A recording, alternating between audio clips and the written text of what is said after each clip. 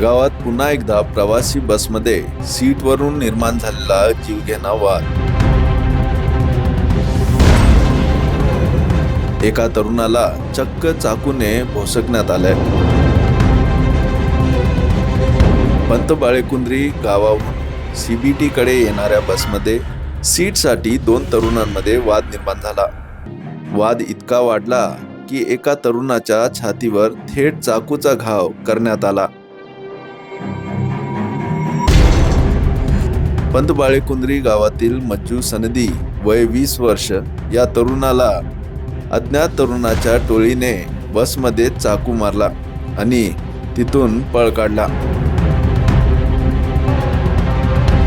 गंभीर जखमी अवस्थेत मज्जू याला तत्काळ बेळगाव जिल्हा रुग्णालयात दाखल करण्यात आलं. त्याला ICU मध्ये ठेवण्यात आलं आहे. घटनेची माहिती मिळताच बेळगावचे DCP रोहन जगदीश घटनास्थळी दाखल झाले आणि संपूर्ण प्रकरणाची तपासणी केली. ही घटना मार्केट पोलीस स्टेशनच्या हद्दीत घडली असून पोलिसांनी अज्ञात आरोपीचा शोध सुरू केला आहे. एका साध्या सीट वादातून चाकू हल्ला होणे म्हणजेच समाजातील तणाव आणि असंवेदनशीलताचा मोठा इशारा आहे. पोलिसांनी या गुन्हेगाराचा लवकरात लवकर तपास लावावा हीच जनतेची मागणी आहे.